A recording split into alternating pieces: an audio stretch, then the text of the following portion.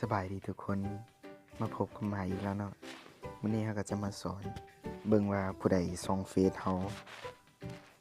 คนอื่นก็เข้าไปโหลดแอปมันเลยเนาะเข้าไป Play Store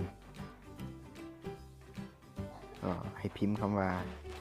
ใครติดตามคุณใน Facebook มากที่สุดแล้วก็นี่เข้าอันทำอิฐเลย แล้วก็โหลดมาเนาะสำหรับใหม่โหลดมาแล้วก็ออกเปิดเลยเนาะเปิดเลยก็ได้เดี๋ยวหมายสิเปิดอยู่นอกแล้วก็กดเข้าสู่ระบบ Facebook นี่เนาะกดเข้าไปแล้วก็เริ่มต้นการวิเคราะห์นี่ปลดล็อกมัน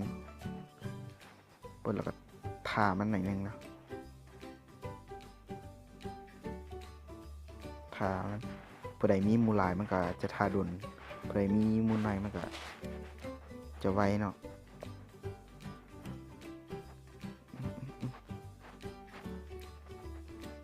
เดี๋ยว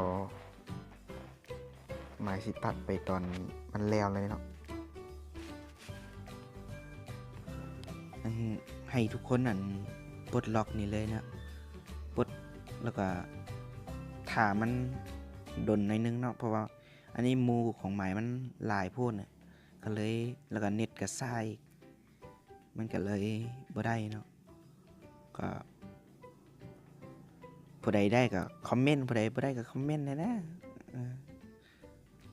ไปละบ๊ายบายจุ๊บๆซ้ำนี่แหละ